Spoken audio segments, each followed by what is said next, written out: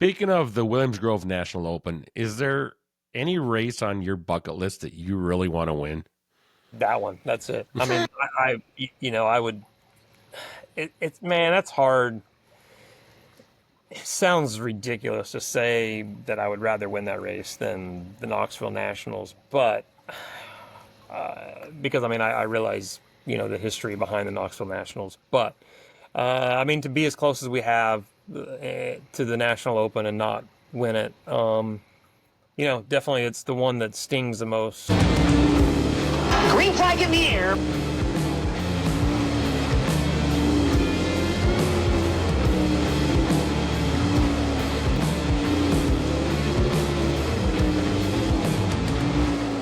Hey everyone, welcome back to Hot Lappin with Lanman. Today we're going to be talking with Daryn Pittman.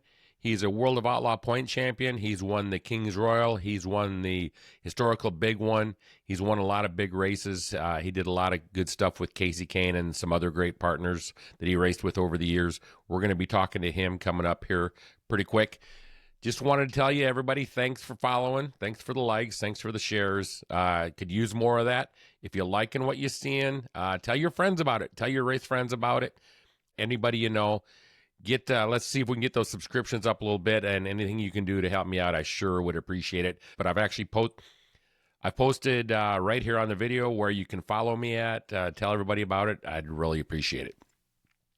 All right, so now let's not mess around here very long. Let's get Daryn in here and see what's going on. All right, everyone, so we want to welcome Daryn Pittman to the Hot Lappin' with Lanman show this week. And Daryn, it looks like you're in some pretty good weather right now. I assume you're down in Flint, Texas, and taking it a little bit easy right now. Yeah, I'm not gonna lie, Texas ain't too bad. We get pretty good weather most of the time. We've been getting hammered with rain a lot this spring. But yeah, between some monstrous floods, we normally get some pretty good days. Yeah, and you guys have been down there, what, for about 4 years now, maybe, since you took over the business? Yeah, absolutely. A little over 4 years. April 23rd in 21 was our first official day when we took over Ultra Shield, and we got into town a couple days before that. So yeah, a little over 4 years now that we've been here. It's we didn't think we were going to make it through the first week or the first day, and next thing you know, 6 months goes by and a year, and here we are, 4 years later. So yeah, it's been a great change. Business has been really good, and we've been really blessed. But to be honest with you, I think we really underestimated, what a blessing moving to Tyler, Flint, Texas area was going to be for our lives. I absolutely love it here for sure. That's great, and I want to touch more on your guys' business and stuff as we get through the show. I've got some stuff I want to talk about with that too, because what you do is really pretty cool for a lot of different racers. But anyway, what I like to do usually is when I start with my guest is obviously you've made a living racing, but you had to start somewhere, and 99% of the people I talk to probably start with as children, maybe as a hobby, and it develops into certain things. Tell us just a little bit about who, what, why, how you got into the motorsports industry, and just how you got started. Yeah, no problem. I mean, yeah, absolutely. We started out as a young age. I've got a 4 year old older brother, Derek, and obviously my parents got us involved in racing, but essentially my dad. He was the race fan, the one that wanted to be in racing, and my brother started racing quarter midgets actually a little bit before he even turned 5, which was kind of the starting age. And so really by the time I came around and by the time I was 5, they were, heavily involved in racing quarter midgets. And so, yeah, naturally we, started out as soon as I could.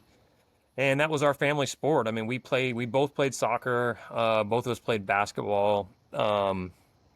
And really growing up and, through our school years, and we raced. And I mean, honestly, I feel like as much as we were a soccer or sports family, I feel like, we were a racing family first and foremost, and that's what we did.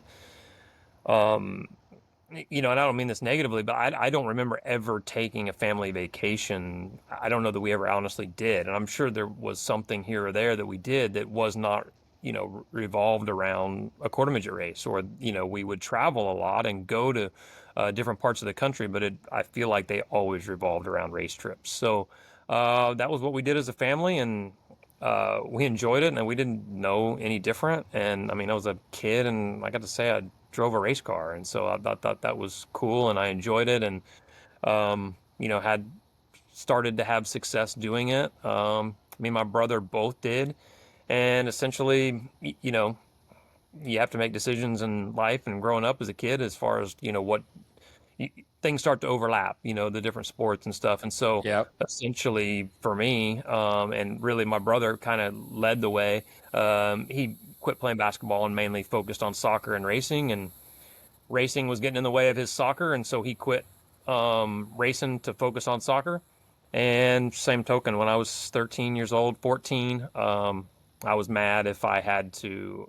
Our parents were very adamant about what we start, we finish. And if we commit to something, we do it. And so our commitments to soccer, to me, were getting in the way of missing races occasionally. And so that was, basically I walked away from soccer around that time to focus on racing. And he did the same thing. He walked away from racing to focus on soccer. And my dad was always very adamant. He had a very successful auto salvage business in the Tulsa, Oklahoma area, and was very fortunate and blessed with that. But, he always really pushed both me and my brother both to just find something we love and find a way to make a living doing it. And, don't care if that makes $30,000 a year or $1 million a year. It didn't matter. Like, he wanted us to chase things that we enjoyed so that we didn't feel like we had to go to work every day. And so still to this day, my brother went on to, play college soccer, went on to play professionally for a few years, and then became a soccer coach. And that's still what he does today, is he's the head coach at UTSA down in San Antonio, the women's program. And so if you ask him, he probably would say he's never had to work a day in his life either. He's still doing what he loves in the sport. And, I got my first real job, in 21 when, I kind of quit racing full time and moved down here and learned what normal people do as far as having to get up early every morning and trying to run a business. And that being said, it's still in the racing industry, and extremely passionate about it and love that side of it. So, both of us, I feel like, have still managed to take an aspect of life that we love and have managed to make a living doing it for, quite a while. And that's something that new that I just learned about you, and that it's kind of weird because I wasn't even aware. You have a brother that you told us about. Are you the only two siblings in the family? Okay, so cool. So that's something I learned about Daryn Pittman already in the first 5 minutes. But so you said you had to choose paths, and from quarter midgets or micro sprints, something like that. I think you jumped right into a big sprint car. Like did you do some ASCS racing there when you down around that area? Yeah, absolutely. So race quarter midgets, growing up till probably 13, 14, if I was guessing. I honestly don't remember the exact year that I moved up to micros. Only raced micros for about 3 years, and then we moved up to sprint cars. 1996 was the first year I ever drove a sprint car. And so the Tulsa Speedway had a pretty decent, kind of right at the tail end of the weekly program that they had at Tulsa Speedway. And so there was 410 racing locally where I grew up. We went the 360 route mainly because if we did the 410, we knew we were going to be really limited to just racing once a week. And ASCS was pretty new back then, and so there was several local tracks between Creek County, West Memphis, Little Rock. Devil's Bowl ran a lot of 360s. So we felt like we would have more options to do a little bit of traveling and race. So we started racing 360s in 96. Just real quick, how old were you in 96 when you got into your first 360? Yeah, so I would have been right at 17 Okay. years old Yep. then. And then, basically, then 97, we ran the full ASCS tour, which, consisted of probably 35, 40 races, if I was guessing back then. And then at the end of 97, we got our first 410 engine and started kind of dabbling in a little bit of it at the end of 97, and then really kind of did both in 98. And then really my first big break to really move on. We had, I don't remember how many exactly, but I had ran, a dozen, maybe 15, 410 shows in my life. And we were at Creek County Speedway for a Speed Week show. I still remember this. We had just started ASCS Speed Week, and this would have been in '98. And my dad got a call from Joe Ray Blevins that he asked if I could come and fill in for a few weeks while Lance was out of the car. And so my first, so I got into basically a full-blown outlaw team's car within, having less than probably 25, 30, 410 shows under my belt. And this was they were racing with the World of Outlaws at that time, correct? So when you don't say an outlaw car, you mean an outlaw car. It was an outlaw car. Like it was full-blown, a full-time team that had been out there for several years. And so I got the opportunity to drive it, and that first race was at Oklahoma City. And still to this day, one of the most, least favorite tracks I've ever been to. And big half mile. Big, scary half mile. Always, just was always pretty sketchy. And so, rent there, and that was the first night. And then I ended up being in the car for 6 weeks while Lance was out. And essentially, I mean, everybody always says, it's my dad always preached to us, like, be careful what you say, how you act, do the right thing because you never know who's watching. And honestly, in my case, it just couldn't have been any more true. And I went to the King's Royal for the first time in '98. I think that was one of my last races in the Blevins 21 car. And we started on the front row of a heat race next to Johnny Herrera, who would have been in the Casey's 47 car at that time for Gil Sonner. We beat him in a heat race, put us in the dash, started in the top 6 of the King's Royal, the first time I'd ever been there. Yeah, had you ever even been to Eldora?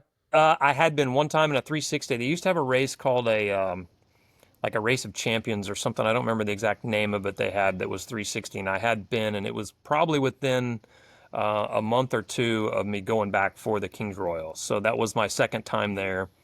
And we started up front in a King's Royal somewhere up front and faded big time, obviously, as the race went on. But, essentially Gil Sonner told me they hired me to drive the Casey's car in, full time in 1999, which would have been my first full season out on the Outlaw Tour. And I mean, he told me at that time. These are the same guys you're in the same heat race with that night, right? Absolutely. At Eldora, is that what you said? I didn't know them. Obviously, I knew Johnny Herrera was, and the Casey's 47 car was, a pretty iconic car at that time. They've been around for a long time. And so Johnny had left the team or whatever, and they had separated. And so, Gilly told me that, that heat race basically is what he didn't feel like he liked any of the options they had for, veteran drivers to put in the car. And so they wanted to take a chance on a young kid. And that got me the opportunity to go full-time outlaw racing in 1999 for a car that had been out on the tour for a long time. So was way over my head, and thought I was ready. Of course, you're 18, 19 years old, I think, and think you got it all figured out, and learned pretty quickly that had a lot of learning and growing up to do. So you did the full deal with Gilly that year. Yes. 1 or 2 years? I don't know how long you were with him. So 1 year. Did it 1 year with Gilly. That was Gilly's last year owning the 47. So Don Lamberti, who owns or started Casey's General Store, basically funded that whole program. And Gilly and Don were high school friends, was the story I was always told. So at the end of that year, they basically moved the ownership of that team. Gilly had turned 65, and I guess that was kind of the year that Don always wanted to retire him. And so that car basically transitioned into the 6 car, and Lonnie Parsons was the owner of it with the same Casey's General Store sponsorship, and I believe they put Brooke Tatnall in it that year. So I only made it a year. In all fairness, I shouldn't have made it the year. They should have fired me long before the season was up, but was it just a struggle, or do you think it was lack of experience, lack of obviously there was no lack of funding there, it sounds like, with the Casey's guys. So you're a first timer, probably going to tracks you've never seen before. You're in kind of uncharted waters with some of the biggest names ever in the game, probably still at the time, with Steve and Sammy. I think they were still racing back then, right? Absolutely. Yeah. No, I mean, Yeah, so Mark Kinzer was, at the peak of his career around that time. Obviously you still have Sammy, Steve. Donnie was obviously pretty new at that time. He started a couple years before me. I think his rookie year was 96 or 97. Mine would have been 99. okay. You still had Andy Hillenberg, still had Stevie Smith. Um, so, yeah, I mean, there were still a lot of those guys that, And Hod was still out probably then yeah, too. Jack. Yeah. Jack was still out, in really good, maybe not his prime years of 99, but I mean, he was still, Yep. it was an era that I wouldn't trade for anything. Like, I absolutely love the fact that, I got to grow up and race against Steve. Like, to win my very first outlaw race, I beat Steve Kinzer to the line by a couple feet, and he's trying to win his who knows what 70 and 80. Where was your first? I mean, we'll probably get to it later, but where was your first outlaw race win at? Paris Auto Speedway was back then it was Paris Auto Speedway was my first official outlaw win. I had won 2 prelim nights before that. But they didn't count back then. So now Yep. the record books go back, and Devil's Bowl became officially now my very first outlaw win, but it was several years after that one counted. So I still count Paris. That was the one that, in my books was the one that first went on the records. And the fact that we beat Steve the way we did. And I still, to this day, remember being so excited that we won in a photo finish and just seeing how angry he was that he lost and argued with Bobby Jackson and was just absolutely. And this was probably for electronic timing when people don't realize that my race pass and all that stuff hasn't been around very long compared to for what we've been through. We both idled around the track for several laps waiting for this is before driver radios. All we were looking at was the scoreboard. Okay. Yep. So we're just waiting for the scoreboard to change between whether or not it was going to be 21 or 11. And so, it never would change. And I mean, he's flailing you would have So thought you were obviously the 21. You were in the first spot on the scoreboard. Pepsi 21 car for Donnie Woodburn was that car that we But the won. scoreboard had the 21 in first? Yes, absolutely. Okay. So and I mean it was close, absolutely. And so but I mean it just shows the drive that guy had to lose one single race was and for us to to be able to beat him, I think just adds to any young kids aspiring to try to make a living out of racing a sprint car and racing with the World of Outlaws. And so, yeah, I think to just grow up in that era, I grew up an Andy Hillenberg fan, Stevie Smith fan, Andy obviously being from Oklahoma. Yeah. But, to race against Steve and Sammy and those guys, Mark Kinzer, and then go on to, basically, race against Donnie, arguably the most successful driver of my generation or most of my career while I was out there. I wouldn't trade it for anything. Yeah, absolutely. So those, you drove the 21 car and then, correct me if I'm wrong, but they had a gum out series back then too. And I think you did really well. Didn't you run that one? Was that 1 or 2 years that they had that going? So I think the Gum Out Series ran for 3 years total. 3 years. Okay. I only ran it one season. So 1999, to back up a little bit, I ran the entire 99 Outlaw season in the Casey's car.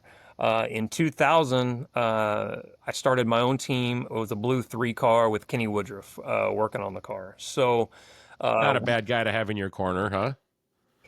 No, not at all. We didn't make it very long. We only made it to about May before we went our own ways. But, he definitely, helped us build a program, in the off season and to get started. And we were not a very good personality mesh, so it didn't last very long. We made it till about middle of May. We did finish out the entire Outlaw season that year.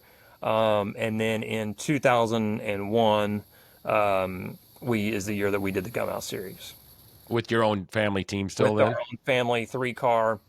At the end of 2001, I was completely out of money and broke and in debt and had made up my mind. I was selling everything. Went to Australia to race for the first time for a guy by the name of John Weatherall. And while I was over there, got in touch with with Donnie Woodburn, who Danny Wood had left that car, I think, to actually go drive the 6 car for Lonnie Parsons, I believe. Yeah, he did. Yep, that'd be And right.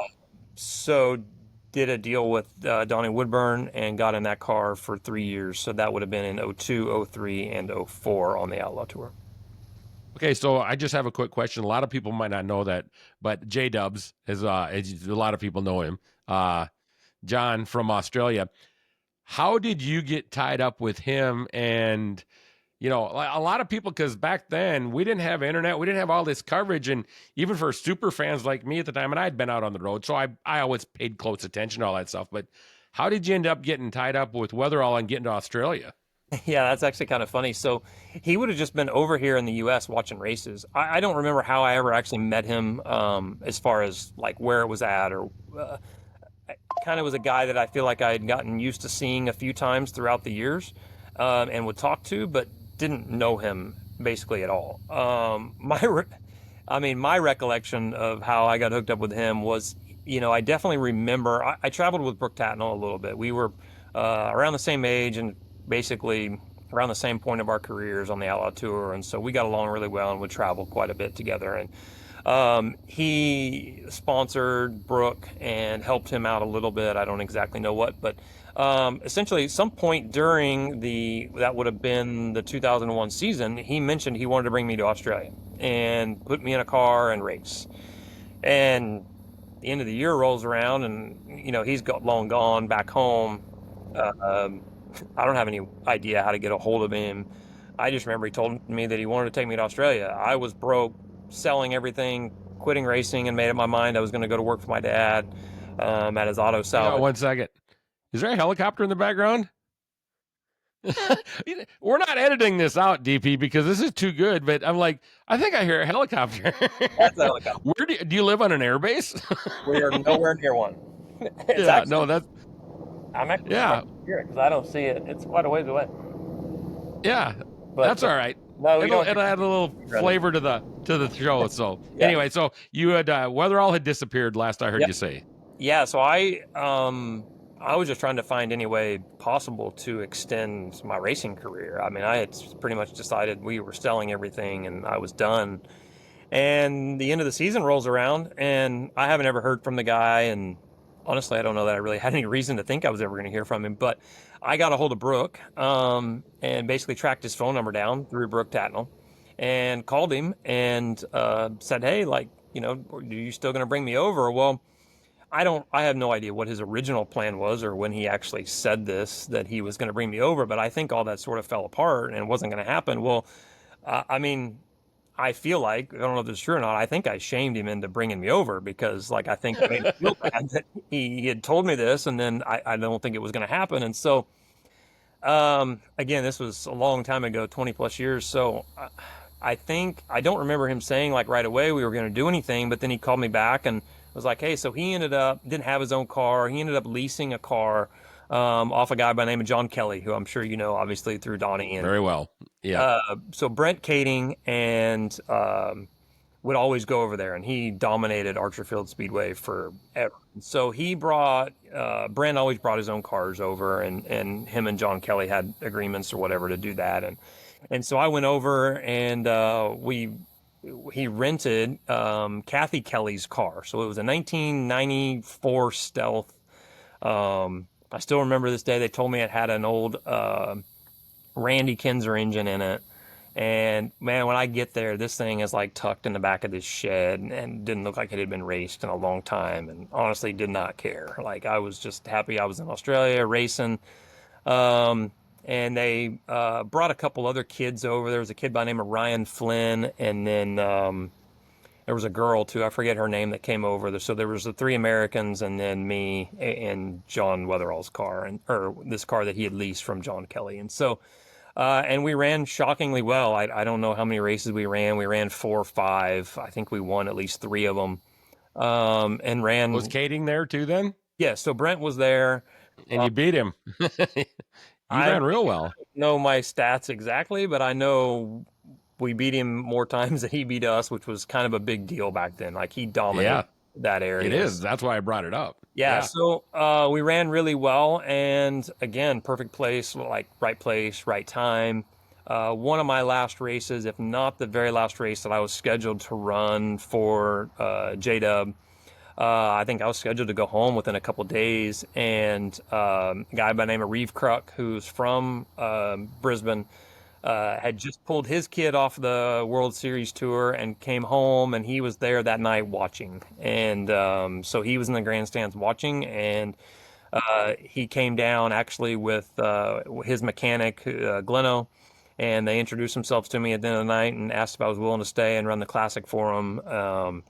And I knew nothing about them. I had met Gleno before over in the U.S., didn't know him well at all, but I knew enough being over there that, they had really good equipment. So I agreed to stay. They changed my flight. I stayed for another couple of weeks, ran the classic that year, and ran well enough that basically Reeve hired me for the next 3 years, at least 3 years over there, and then became an associate sponsor, basically sort of helped out on the Pepsi 21 car until then essentially we, started Titan Racing USA and then ran it for 4 years here in the US on top of running for them over in Australia. Now, running for him, when you say he hired you for 3 years, I assume the World Series of sprint cars was still going on back then. Yes, absolutely. And so I'm assuming he hired you to come over there and basically, and for people that most people know these days, but in Australia, their racing season is in the dead ass of winter for us. So it's beautiful to go over there then. And so that's when their version of the World of Outlaws was the World Series of sprint cars. Yes. So they hired you to come over and run that, I'm assuming. Yes, absolutely. So we only did that would have been in 02, 03 season. It's always a split year. So yeah, I went over in 01, 02 for John Weatherall, met Reeve Kruk, and then the 02, 03 was the only year that I ran the full World Series. That was a full 3 month commitment to being over there. Obviously, my stats don't even remotely compare to Donnie Schatz, so my only claim to fame that I have over him is that he has attempted to win World Series a few times and wasn't successful, and that's the only, we did win it on our first year. So I think still to this day we're the only American to win World Series. You did? Yes. Okay, yeah. There's something else I learned there then. And I'm glad we won it because 3 months there was a long time. It was so then And people don't realize how hot it gets over there, and driving from track to track there is like driving down, not quite as bad, like driving down gravel roads across here sometimes. They're just thin little one lanes and you're driving roads, and they're a long way apart. So I mean, it's, a long way apart. Yeah. Yeah. So it's a big commitment. Like driving from Houston to New York City, trying to go between, San Antonio. No interstates. Yeah, exactly. Yeah. Yeah. So big difference, you would say then, from your first ride over there with Kathy Kelly's car versus what you finished with Reeves stuff. Yeah, absolutely. So, I mean, that was, basically the next step that helped propel my career. And, at the end of the day, like I'm still just trying to figure out a way to extend my career so that I don't have to get a real job. I just want to run good enough to make enough money. At this point, I've gotten married and we don't have kids yet, but yeah, I mean, you're just still trying to, stake your claim in the sport and prove that, you deserve to be there. And so, Reeve gave me a great opportunity, all in all, between the US and Australia. I think I drove for him for 7 years. So, and so the year after you won the World Series was just 2003.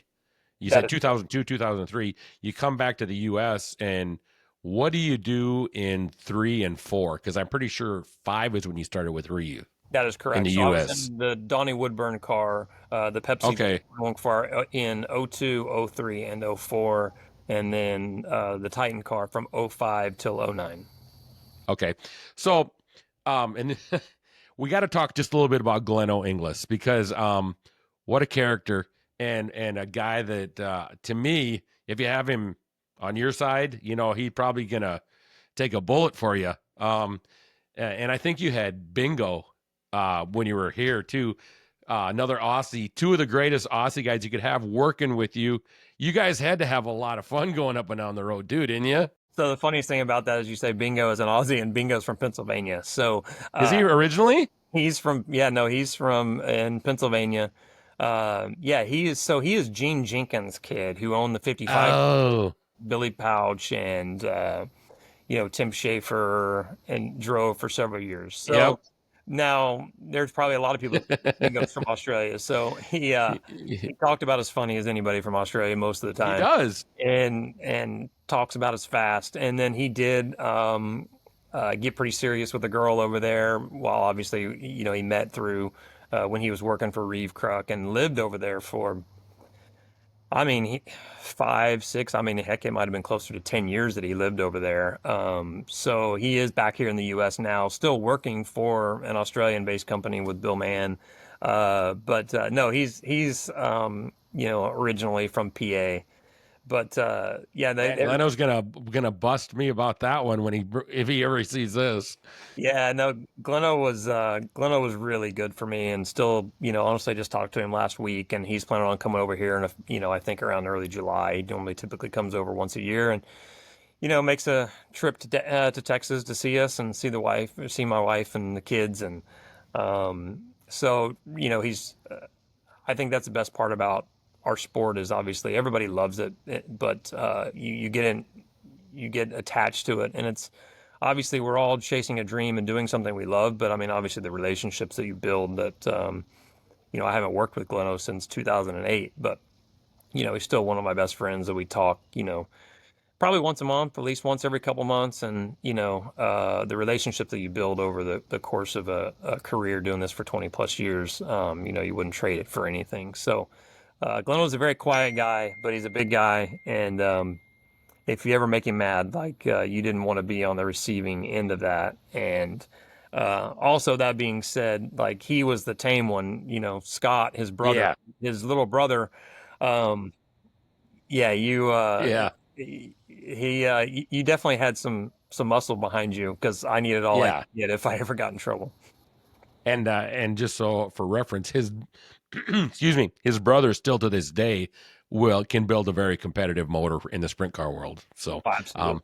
they're both passionate about sprint cars still, just in kind of different ways. Yeah, So I absolutely. want to jump back because you said I had just gotten married, didn't have kids yet. And a lot of people in the sprint car world, when the passionate people, the people that might be watching my show, they get almost associated, not just the drivers, but the whole group. And Mandy has been one of the more well-known wives. And I give you kudos for that because she's presented herself so well. But a lot of people know the background about your wife, Mandy, that she actually came from a little bit of a racing family too. And I touch on it, but I'm not sure I'm going to be accurate about it. But I think was Mike Ward her dad? Yes, that's correct. Okay, and they're from Memphis? Yeah, she's from Memphis, Tennessee. I'm from Tulsa, and essentially that's how I met was racing against her dad. We would travel quite a bit to the Little Rock and West Memphis, Memphis Motorsports Park area. Early in our sprint car days. Yeah. Okay. And we're going to talk about her and your family. Just very, I don't like to bring up the kids. I love to talk about them, but you know what? Kids need to be kids right now. So, but we'll talk about her when we come up to your business here later on too. But, you won some really, you had some good years with Reeve and a lot of people, I'm sure they're going to remember the Titan garage, the black with the to me, one of my favorite looking ever scheme cars for 4 years. You guys won a couple big races in there too. Yeah, so actually, our last year, we won the Gold Cup together. I think it was the first year that it paid 50 grand. So I mean, it was still a, sort of a crown jewel. It was sort of one of the first years that it paid 50. Then it did that for a while, and then kind of went downhill until obviously I think Brad's obviously they've really started to pump that event back up. But so won the Gold Cup, and then in '08 we also won the Kings Royals. So. Those would have been our two biggest marquee events that I remember winning in that car. I think we won the Summer Nationals at least once or twice at Williams Grove. But as far as really, crown jewels of the sport, obviously we were able to win two of them, back in, I don't remember exactly what year we won the Gold Cup, if that was '07. I definitely had to have been '07 because I don't think we won the Kings Royal and the Gold Cup in the same year. Yeah, and I had it wrote down here, but I'd have to read through all my notes. So, but so then 2008, you've been with Reeve, and you basically got to where you wanted to be. When you started as assume is your dad had said find something you want to do and stick with it. I assume you wanted to make a living in racing. I don't know if it was, obviously the World of Outlaws were the only thing really going back then. The All Stars were there, but it was kind of a different deal. So you've you said you had all your stuff for sale once, and you caught a break, and all that stuff. You're cruising with Reeve and the Titan Garage Door deal, and it seems like right before Volusia. I'm trying to remember what year that was, but I think it was kind of a shocker for everybody in the sprint car world that they had pulled out of the sport, I think, hadn't they? No, that I just got fired. So Okay. yeah, it was very late. So I went to Australia to race for him in so Mandy is pregnant with Taylor. And that year, so that would have been the winter of '08, getting ready to start the '09 season. We Okay. go to Australia and race, come back here, and I flew straight to Tulsa for the Chili Bowl, and our Australian trip went horrible. Like, I mean, it was as bad as it could be. Donnie had obviously taken over Archerfield at that point, and there was a 50 lap race, I think, that Titan sponsored. And so they put up a bunch of money, and I don't remember what it paid. It paid, for Australia, it was a good paying race. And it was a 50 lap race, and Donnie lapped the field. Okay. Like, just absolutely killed everybody. And I think I don't even know if we run top 5. I mean, he might have lapped me twice, if you want to know the truth. It was, so that was kind of the the nail in the coffin for sure. We had a bad trip and basically ran embarrassingly in front of his home sponsored Yeah. event. And he was obviously upset with how the performance and how we'd run. And in all fairness, '08 we did win the King's Royal, but we did not have a good season beginning to end.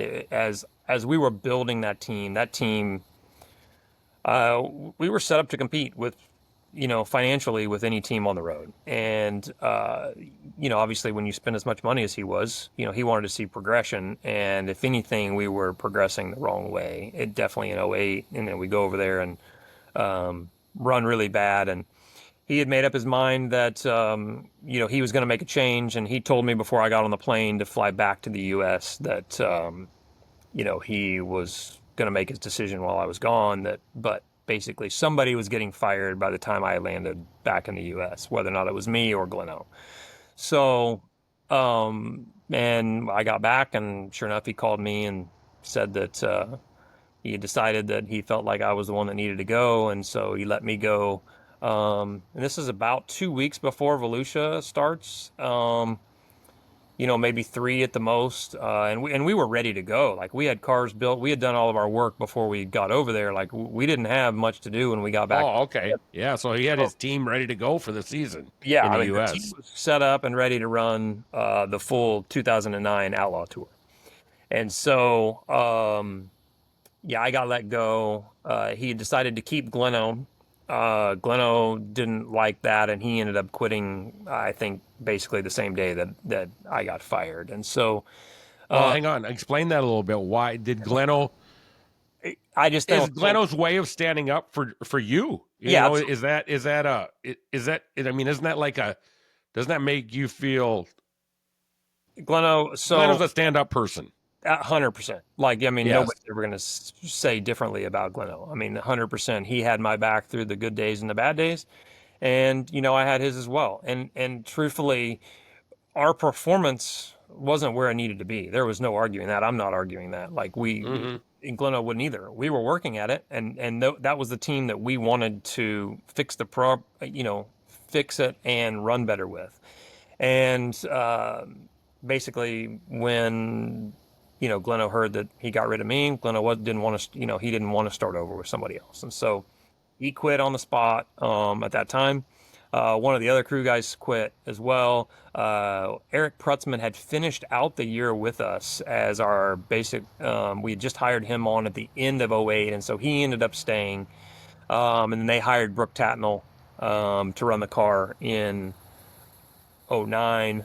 And then, Gleno basically, I don't know if he actually was at his first Chili Bowl that year. I don't remember if he stayed or if he just went back home. I honestly don't remember how that all worked with him. But he quit, never worked for Reeve again. And I just scrambled to try to find something to go to Florida, and got a hold of Pete Postupak and went and drove the 25 Pete Postupak car in Volusia. Out of Pennsylvania, right? Yeah, that Pennsylvania-based car, and then basically ran the first few months of the PA season in that car before I left it to go drive for Jesse Keene in the 17. But so basically Reeve went from, he got rid of his driver and he lost most of his crew, in that day. And so they went on to race with Brooke Tatnell for about half of '09 until, he contacted me and decided he was going to shut the team down. Who contacted you? Reeve Kruk did. So after he had fired you, then he contacted you to let you know he was shutting the team down? We did not end on great terms. I definitely probably, there's definitely things you look back over your career that you wish you had done differently. And I feel like the way that whole departure happened, I think he probably could have done something different. I know for a fact I could have. But in the end of the day, he, was in Australia and he had no idea what he owned. I mean, he had, owned a house on 5 acres and a motorhome, and he had, all kinds of stuff. And I think he was afraid when he shut it down that he was going to be taken advantage of, and that he wasn't, going to be able to recoup as much as he wanted to. So he reached out to me, asked if I would help him sell it. And I mean, truthfully, I'm making no money racing. I'm, still trying to figure out how to get back out on the Outlaw Tour. And I honestly just figured that whole deal was going to go bad, me helping him sell it. And so I contacted him and just said, listen, how about, rather than you getting screwed by 100 people trying to dismantle your team and you calling me saying that I should have sold it for this, or you thinking just make me an offer to buy it all. I know it's there.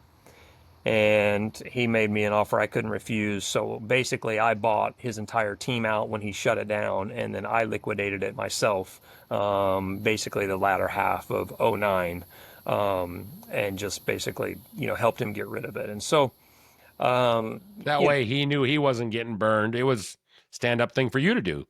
Absolutely. He took a big hit. He made me an offer that I, couldn't refuse, but at the end of the day, he knew that he kind of got screwed over by one person rather than by 100, and he knew it going into it, and that's what he had agreed to sell it all for. So, and that was, the direction that we went from the middle of '09, and I acquired an Outlaw team and basically just dismantled all of it and sold all the pieces. But I mean, people don't realize what it takes to keep one of those going up and down the road. Just because you buy it doesn't mean you can keep it.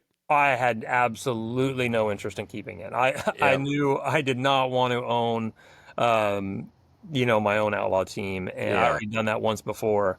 And I knew that if I kept it and raced with it, that was I had a really good opportunity to make some good money to make up for what I wasn't making in racing that year. And if I kept it, racing equipment is all depreciable, so it can be... Well, and you can hang it in the fence any second, and then it's worth nothing, too. Absolutely. So I knew if I raced it at all that I was only going to devalue and regret it later on. And so I'm glad that we went the route we did and just sold everything. And, I think he was grateful for it, and, it kind of worked out, best for, both parties. Do you and Reeve speak anymore? Or do you just kind of mutually agree to just respect each other and go your own ways? Man, I definitely do not disrespect him at all. 100%. He did amazing. He is an amazing individual, and he's very misunderstood a lot of times with his personality, but the man has a heart of gold deep down at his core. He may have a hard time showing it sometimes, but at the end of the day, he was invaluable to me and my family and my career, and I would not have, wouldn't be where I'm today without him. So, 100% do not disrespect him. Totally understand why he felt like he needed to make a change. We weren't performing it the way that we should have been, and so that part I don't hold anything against him. It's just we were, I was very invested in that team. Like, we ran it day to day. My wife worked for the team. She did all the books. So it was not like just grab your seats and leave. It was, we had become like family. And so that stuff gets personal and it gets difficult. And again, definitely some things I would have done differently in my latter, smarter years. But the time being, he still provided me with an opportunity to race for a living for 4 years here in the U.S. and, obviously led me to, whatever next opportunity was down the road. And it sounds like from what you said, it was with Pete Postupek, if I'm saying that right. Yes. And then Sean Keane. But I just got to ask a question. Has panic set in a little bit? Like, what am I going to do? I thought I was lined up, and all of a sudden I got to provide for, obviously Mandy was probably out of a job too then. What are we going to do here? No, absolutely. Panic, you try not to panic, but at the end of the day, I was pretty adamant, like, oh, I'll be off the road for a year and I'll get something back. I'll be back on the road. This was 2009. I mean, I think I was convinced I would have been back in 2010 in an outlaw car. And, 2009 comes and goes, and that doesn't happen. And 2010 comes and goes, that doesn't happen. 2011 comes and goes, it doesn't happen. 2012, I mean, all that being said, I wasn't disrespecting the cars that I was driving in Pennsylvania, but if you're going to do this for a living and provide for your family in a way that I had gotten accustomed to, and at the end of the day, like, that's where I wanted to be. I wanted to be on the road winning outlaw races, not winning local shows in Pennsylvania. So, drove for Jesse Keane for 1 year, and then I actually quit that car, and me and Tyler Walker switched rides, and I got in the Hefner 27 and drove it for 2.5 years. So that took me all the way through the end of 2012. And you think 1 year's a long time, and the next thing you know, you blink and it's 4 years and you've been off the outlaw tour, and it's out of sight, out of mind, in this sport. Yeah.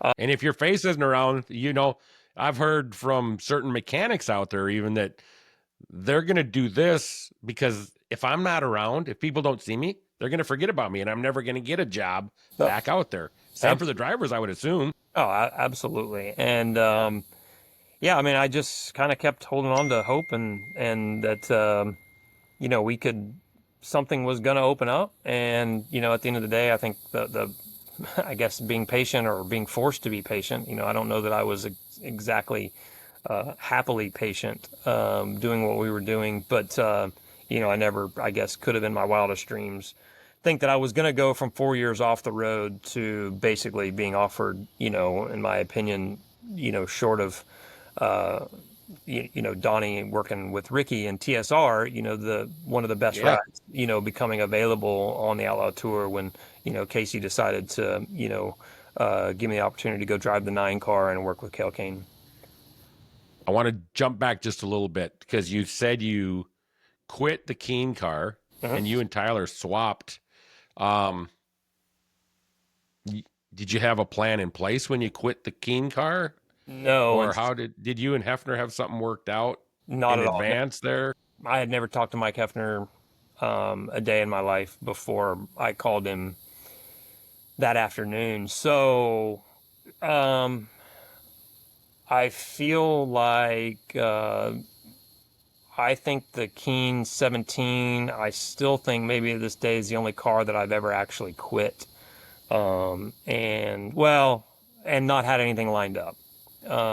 So yeah, I maybe have left a few other cars, but always had something else lined up. But no, we had missed a local show. I had been there right at a year, and the Keen team had more money behind it than any team I drove for probably ever at that time, honestly. That deal was set up to be, as good as anything in the country. Yeah. And we would run good and then we'd struggle, and we'd run good and we'd struggle. And I mean, I remember I kept going to bed every night like, man, we're going to get it. We're going to get it.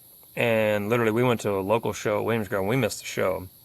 And I literally, couldn't sleep. Woke up the next morning. I was like, you know what? I've been here a year. Like, I mean, it's years gone by. If we ain't got it by now, we're not going to get it. And so called my wife and told her, I was like, I'm sorry, but I'm quitting and I have no idea what I'm doing. And this may not be a good decision. But I went in and met Jesse that morning, early on Saturday morning, and told him like, hey, I appreciate the opportunity, but this is not working.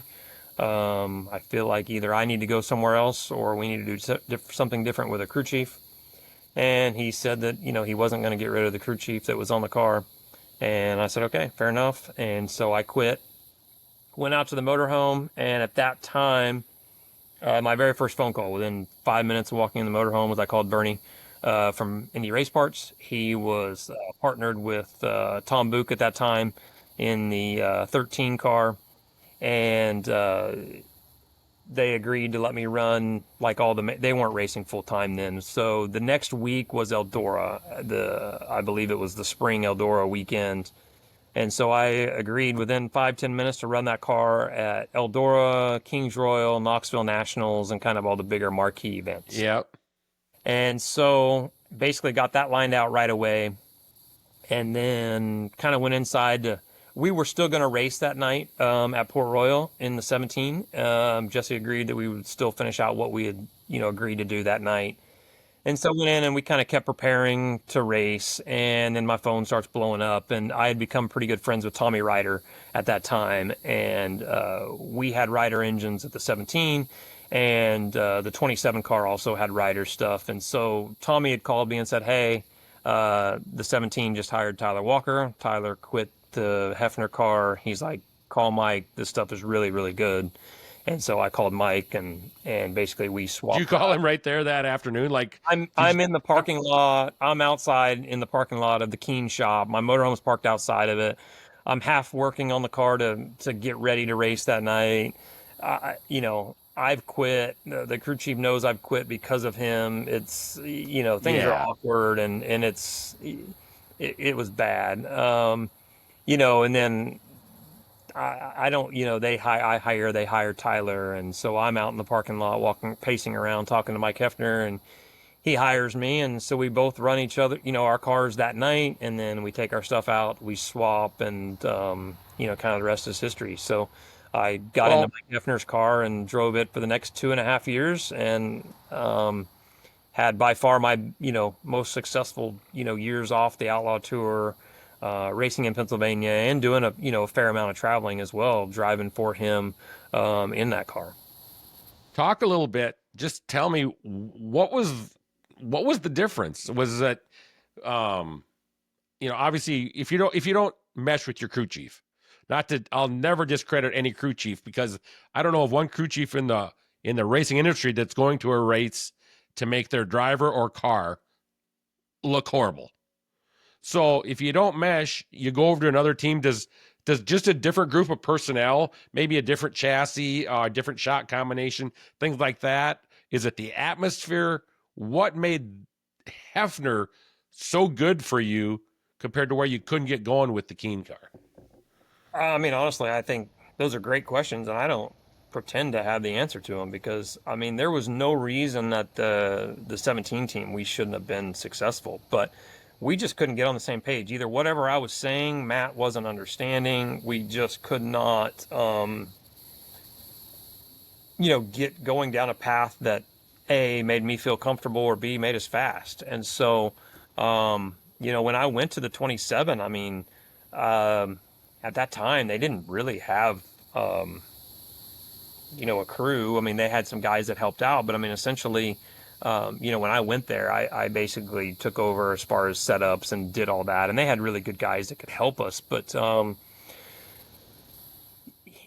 sport's a lot mental. It's a tough sport. And when you're beat down and, I'm not going to lie, obviously, I don't know. It's hard to say that I don't want to say you try harder because at the end of the day, like I try really hard when my car sucks because they're hard to drive when the car's not good.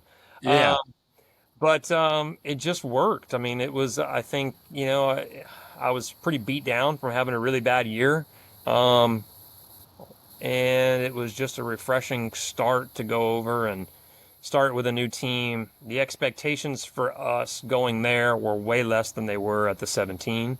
And, it couldn't have gone any more opposite, to be honest with you. We were extremely successful, and Tyler really, really struggled in the 17 car. And I mean, we all know, how talented he was, and in those days, and you know, they made a crew change shortly after that, and then they, went on to, you basically win a King's Royal after that, and start to have more success. But I was extremely happy and grateful for the change of pace, and just I think the personalities just we just meshed a lot better at the 27, a lot better than I did over with the Keen team. A lot of people know the name Mike Hefner. Tell us a little bit about Mike Hefner, because I wouldn't know him if I saw him, and I like to think that I'm pretty well engaged in our sport. But personality wise, is Mike laid back, or is he? Tell just a quick, just 30-second shot of describe Mike Hefner. Mike's tough because Mike's happy and Mike's mad face are about the same. There's not a huge difference between them, but when you're winning, you'll see a smile out of him every once in a while. But he has a very laid back attitude. When you talk to him on the phone, he definitely comes across very laid back, very quiet, very very quiet demeanor.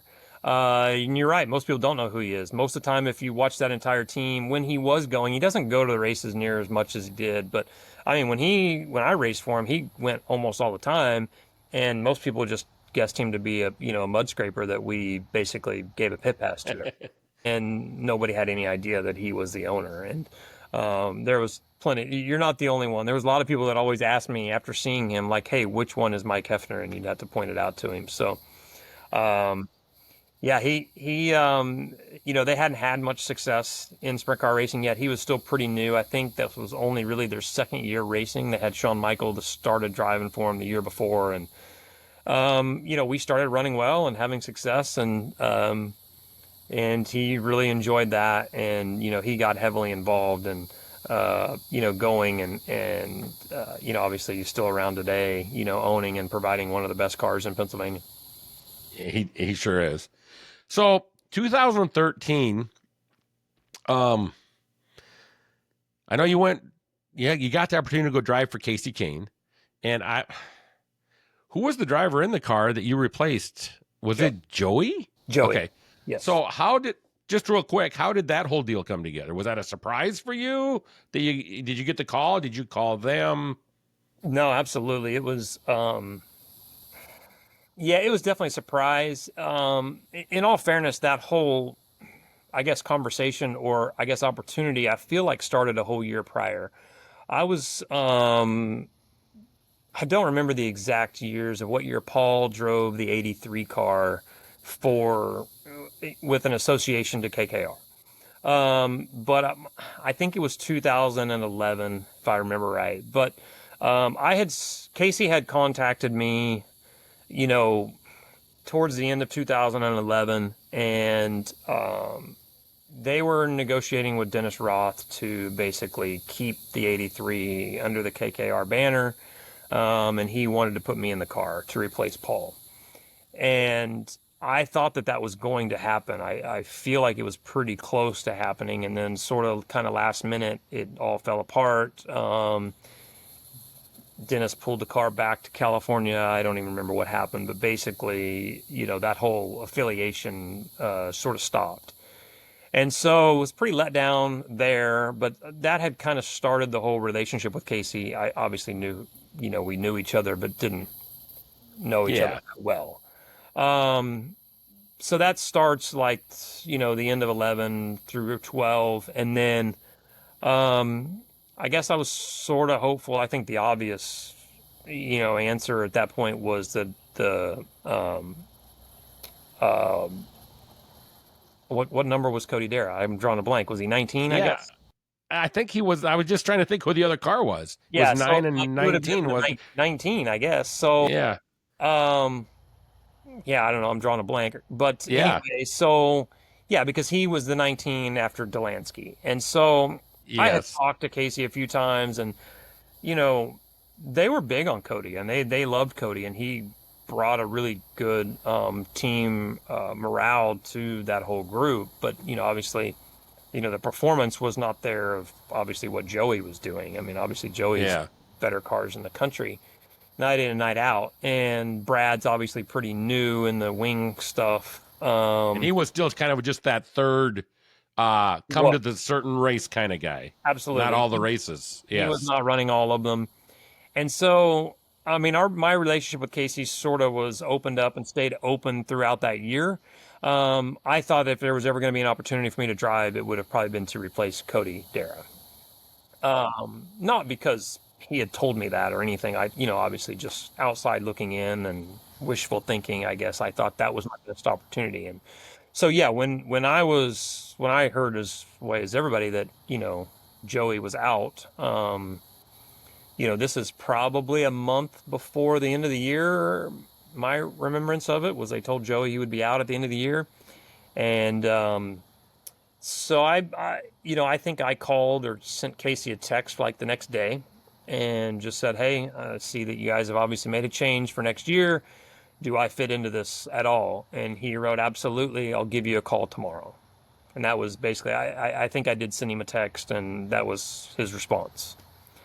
And I thought, okay, like, cool. I wonder what this means or how does this work or whatever. And he literally called me the next day and offered me the job to drive the 9 car. I had no idea that, I thought that when he said, absolutely, like, let's talk tomorrow, like, let's figure out, can we make something work? What is the Yeah. process here? Like, how. Start the negotiations. Yeah, absolutely. Literally within 5 minutes being on the phone, he's like, I want you to drive the 9 car next year. And trust me, absolutely. I was as shocked as anybody, as nervous as anybody. I mean, those were big shoes to try to fill. There's no excuses anymore. So, but at the end of the day, that was the opportunity that had been begging for 4 years, was to get back out on the road in a car that's capable of winning races and a car that's capable of winning a championship. And called Mike Hefner after that, and truthfully, he could not have been any happier for me. And so I did Really? a few more Yeah. races for them that year, and then I drove the 49 because Brad was not running Charlotte that year. He was still doing Nationwide or Xfinity or whatever at that time. And so I was in the 49 car just to try to get a head start. Couldn't have been any more of an awkward weekend. Obviously you're parked right next to Joey and he knows he's out, and Oh, one of those. Yeah.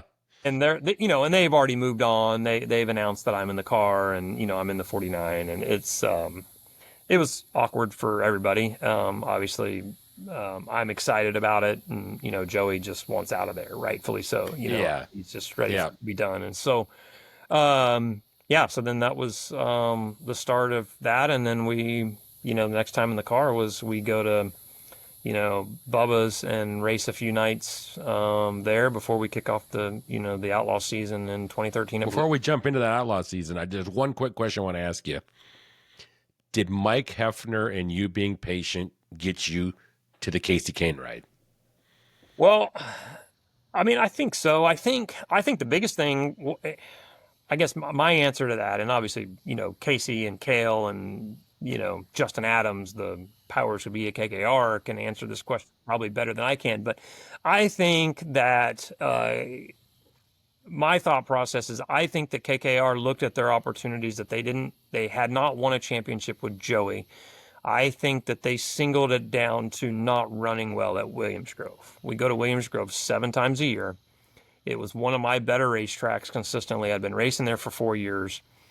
And I mean, Joey won 20 races a year, almost every year for the last several seasons, but, had still gotten beat by Donnie by consistency, and so I think that, the opportunity to go and drive for them, and KKR cars struggled at Williams Grove amongst all 3 of them, not just the 9 or any, I think all 3 of them did. So I think having a good track record there, and that being one of my better races, I think gave me a leg up to go and get the opportunity to drive the 9 car.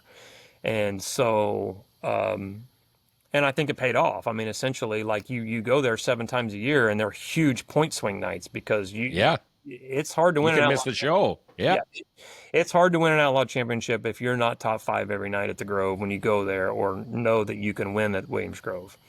And I don't know if KKR had ever won a race. I can't speak to that for sure if they did. Yeah. Hadn't, but I know they, that was obviously Achilles' heel for that team for a lot of years, and so I think that helped me. And I know that I feel like I was able to bring some information and some knowledge, and even just talking with the other drivers as far as Cody and Brad. That I think obviously both of those are extremely good race car drivers, so I'm not hitting myself with any of that. But I think KKR as a whole got better at Williams Grove after I was there. So you let's start that 2013 season. You went over to Bubba's and you guys ran a couple races, but then it all starts usually at Volusia, and that's where the money starts. Yeah, I was we rained out the first night at Ocala. We only got in one night at Ocala. Ocala is Ocala. Like it is what it is. You're trying to knock rust off and just get comfortable. But I remember being so excited after I left Ocala, like grinning ear to ear, like, dude, this is gonna be good. Like I felt good. We finished 5th, I think, 4th, 5th. We didn't do anything special, but I just had a feeling like I felt good in the car. I felt comfortable. I felt like it was there, and it was a feeling unlike I'd ever had. And so when we unloaded at Volusia, man, we had speed and we won the very first night out. And on a racetrack, it was super wet. It's pretty rough, not my cup of tea. And I mean, I just felt like I could do no wrong in the car. And it had speed. We qualified well. Qualifying was the name of the game. It puts you up front, and we raced well. And I mean, we had an amazing team. And from the beginning of the year to the end of the year, I mean, I think we finished the year with an average finish of like 3.5 or something, less than 4. I mean, it was a pretty incredible average, finish. And we only won 7 races that year, but we were incredibly consistent. There were other factors that contributed to that. I mean, obviously Donnie and Ricky were still the guys to beat. But it was a new tire year. That was the first year that we were on Hoosiers from Goodyear's. So level playing field. And it took those guys a little bit longer, I think, than us to sort of get them figured out. Donnie definitely had a slow start to his season, and then he had an incredibly strong end to the season. So we were just... Is that the one that came right down to Charlotte? Did it matter? You needed you needed to... I think, was it that close that it could have, like, if you'd have had troubles or not run good one night, it could have really changed it? I think we won by 18, 20 points, 9 positions or something like that. But, and we ran top 10 on the final night. But the nerve-wracking part was we qualified really good all year long, and I qualified terrible for the final day, and I started 3rd row, I think, of my heat race. And we were buried, and Donnie hadn't qualified good all year, and he goes to Charlotte and qualifies good and puts himself up front. And it was nerve-wracking for sure. And we basically had the heat race of the year on the final night of Charlotte. We start 3rd row, luckily get a restart, and we get to 2nd and get into a dash, from basically being something quick car to in the dash and salvage our... I mean, if we don't make it out of it, I think back then the format was you go back to time. So, I mean, we were buried in a B. You did. Yeah, you were buried in a B, and I think back then they were in inverting heats too. So the guy, it doesn't seem like the heat race winner and the quick time went to the dash, something like that probably. It wasn't the straight up no invert stuff back then. Right. I believe that you're right. And so we pulled ourselves, we bailed ourselves out of a big hole and at least put ourselves in position. And then I probably ran the worst race of the entire year on Saturday. And we floundered around, 8th to 12th. And I think we finished 8th or ninth or whatever that night. But it was good enough. But Donnie did start on the front row, and he didn't actually have a great night. I think he backed up to about fourth. But, I think he was starting on the front row or the second row, and we were banking on him winning. And, if we finished 10th or worse, like it was gonna be close. Okay. And so, Yeah. the Yep. fact that he backed up a little bit, and then, we, did what we needed to, or we were just good enough to, obviously to hold it off. So you get your first championship, and you get KKR their first championship then too. That is correct. Yes. So talk about what a difference a year makes. And if you talk about your career, there's multiple what a difference a year makes scenarios for Daryn Pittman. Absolutely. I mean, I went on to have some really good years at KKR, and 2014, truthfully, statistically was better than everything about it was better than 2013. Except we didn't win the championship. Donnie, we won 14 races that year. Donnie's back in his 30 races a year, and Yeah. Yeah. he still beats us by it's a 70-point margin or whatever, and so. But statistically, I think our average finish was better. Our win totals were better, but it just wasn't good Yeah. enough. So, Yeah. yeah, I mean, we had some great years, but I mean, 2013 is obviously one that I will go down and never forget, and um, is one of my obviously best years of my life. Absolutely. So I think you won. Did they have a historical big one back then, or the King's Royal for them also? So Kings Royal, no, I did not. No, I did not win any marquee events for them. Because didn't you win a historical big one and a King's Royal? I did win the Kings Royal in '08 in the Titan car, and I won the historical big one would have been in 2004 for Donnie Woodburn. Okay. Okay. So one thing, Daryn, you and I haven't talked about yet is Knoxville Raceway. And no, I'm you. I think you had one of your better runs there in Hefner's car, right, at the Nationals. Yes. And because I mean, you could get around Williams Grove, you could get around Eldora, and you could get around Knoxville. But was Knoxville a challenge for you, or was it just? Still is. Well, I never thought of that because of just what happened a couple of weeks ago. Yeah. And well, I'll share this with everybody. I was down. This was in April. I was down at Knoxville with Don, and Daryn was parked right next to us in Dave Lundster's car, and I actually got a chance to visit with you a little bit too. And that's where I was going to talk about this a little bit later on. But something that I wasn't even aware of this until that night at Knoxville Raceway. But Daryn, you could be your own mechanic. You could be your own crew chief for your car. And to me, that's cool because I'm not saying there's nobody in error, but a lot of the people that drive race cars don't understand them anymore. And so you've been able to say, okay, I feel this, I want to change this. And you can come in and have an idea of what it's like to do that and what you're going to do to fix it. Where does that come from? I mean, when you start out racing and a family car, we can't go higher. Ricky Warner doesn't want to come work for me and my dad and make no money, Yeah. or any good crew chiefs for that matter. So, I mean, I just grew up that if we want to figure this out, we got to figure it out.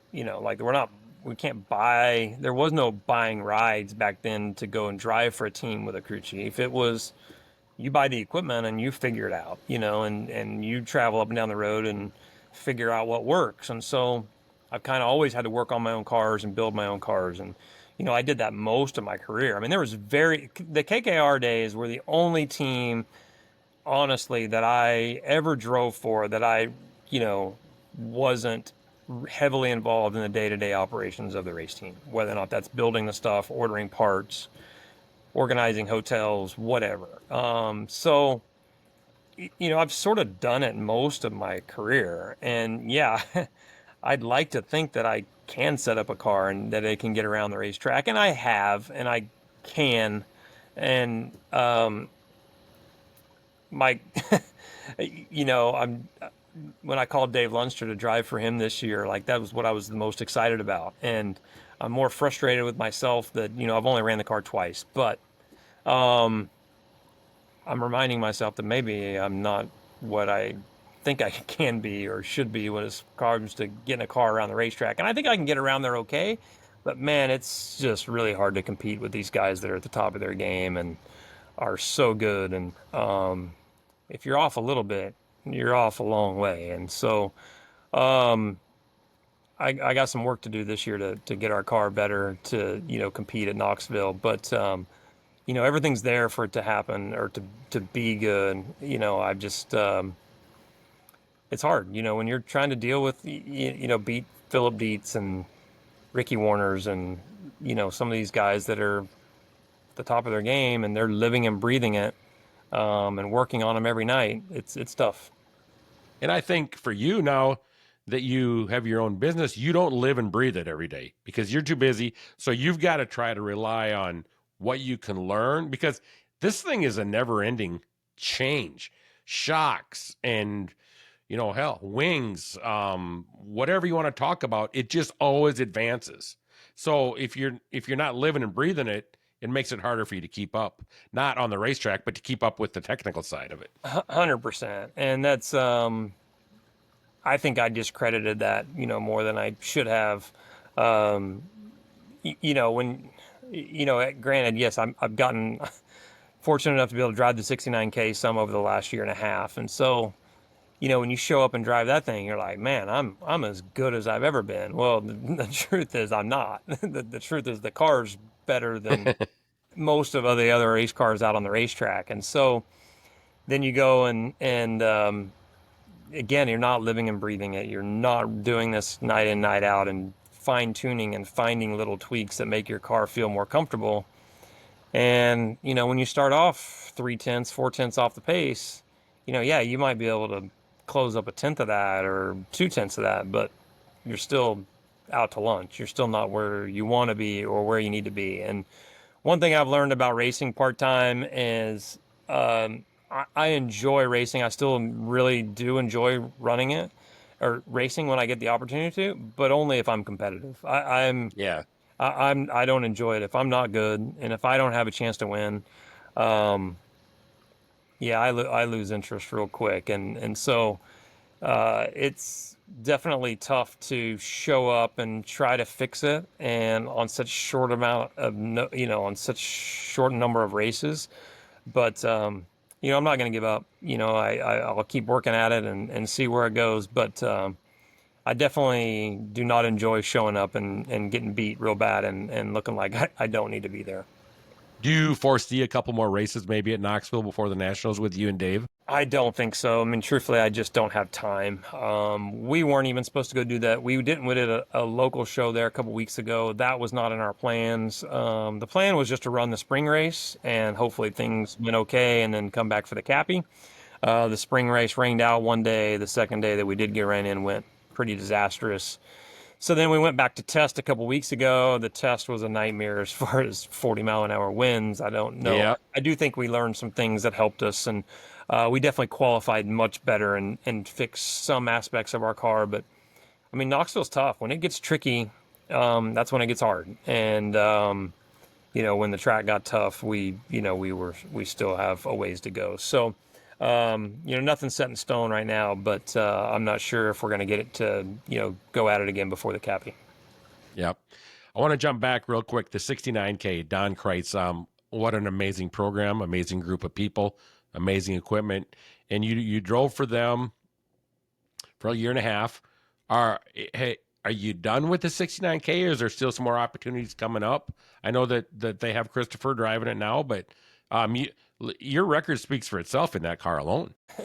Well, I mean, I think most drivers' record, it speaks for themselves when they do drive that car. But no, I mean, I hope I'm not done.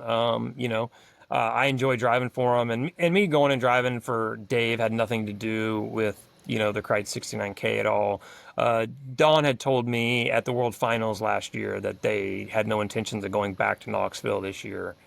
And so I go to the Nationals every year for the business. Yep. We set up a booth, and it's a good place for us to go and see all of our customers. And, truthfully, I'm just not ready.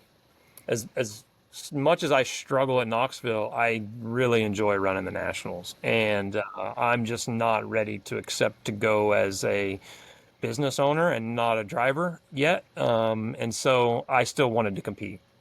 So that's when I reached out to Dave and asked if he was interested in running a second car on top of the car that he'll run with, with Tim Kading. So, Yeah. our plan this year with the 69K is to run all the Williams Grove Outlaw shows. Then there was a couple other questionable races in there that, if I was available and if things were going okay with them, that they wanted to do. And there's definitely still a few more later this year. Outside of Williams Grove that we may do. I think they have plans of coming back to Texas Motor Speedway for the fall race with the high limit, and there's a couple other races that are sort of on the tentative schedule that I could show up in. But I enjoy driving their car, as most everybody does, and so no, I hope my time there is not done, and hopefully they'll keep me around for a little while longer. I think they should. So, a guy. In 2020, you announced you were done racing. I think you finished that last season with Roth, and then tagged up some stuff with Hefner at the very end. But you'd announced you were going to be done racing. Yes. But a race car driver, when they quit, they got to have something to do. And you took I don't know if you took a gamble. I'm sure you probably did your research on this, but you ended up, I believe you're the owner of Ultra Shield Racing Seats now. That's correct. Sole owner, you and your wife, and tell us just a little bit about the transition from a full-time racer to, and I would say, taking a business that was just kind of, and you've really brought that business to life. Not in just the sprint car world. I see your stuff in the late model guys. I see your stuff. I got Tom's got one of your seats in our car. Yes. The dirt modifieds, everything. But the technology of the racing seats, the safety just continues to grow. And so I assume you guys have had to continue to grow and learn the business, and then accelerate it. Yeah, absolutely. I mean, I think I had hit a point in my career that I was ready to move to my after driving portion of my life. I knew I couldn't race, and I was not going to race forever until I retired. And I didn't really feel good about the opportunities that I was going to have, racing. I was not optimistic about those anymore, as far as that I could get with a team that was capable of performing, how I wanted or felt like I was still capable of doing. So I was ready to do something different. Racing is my life. Racing is my wife's life. Like, this is all we know. We grew up doing this our entire married lives together. And so I knew it was going to be racing related. The whole conversation with Ultra Shield, I had known Robert and Donna Bass for, 20 something years. I think the first time I sat in an Ultra Shield was in 1999. And I used one from that day forward the rest of my career. So it was a brand that I was very familiar with. I knew the owners. I had been injured enough in my racing career, and through some of the other tragedies throughout our sport, I became very passionate about the safety side of it as I got older and had kids, and your whole mentality and perspective of the sport changes. And so we had actually started this conversation, a year prior, and at least had some conversations about it. When I decided to retire, though, I mean, this was not the plan. Like, this was not something that was in motion. I very much did make an announcement that I was done racing full time, with the intention that, I got to figure it out. And I knew I would probably race a little bit the next season till we had a plan in place. But I was very confident and had faith that, something would come around that would work. And COVID hits, and, we had a lot of time Yeah. off, and we kind of got headed down a path to purchase a different business. And luckily, very, very last minute, that whole deal fell apart. We had basically spent 6, 7 months working towards that.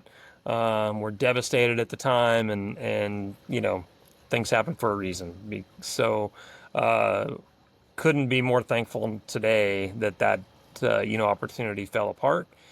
And we let a few months go by, and then we start revisiting, talking to Robert and Donna, come down here to Tyler, Texas, and visit the area, and just really felt that this was a place that we could call home, and a business that we could make our mark in, and that I could make a difference in, and try to help make our sport safer. I mean, it's always going to be dangerous. I think we all know that and take that risk, but I felt that it was an established business that we could, take out there and just try to improve and try to compete with some of the other companies that had been around for a long time and try to do a better job. I mean, at the end of the day, I treat going to work every day as I did a race car driver. I mean, I want to win, and you're not going to win every day. You're going to lose more races than you win. But at the end of the day, like, I want to go to work every day and make our products better, sell more product, and find a way to make what we're doing better than what our competitors are doing. And I think you could consider yourself a little bit lucky because you actually get to go to work every day with your wife, Mandy, because I believe she oversees or helps you side by side every day too, right? Absolutely. No, I mean, that was, we've been married for 23 years coming this December, and that's how we've lived our entire adult lives together, whether or not that was traveling up and down the road on the motorhome.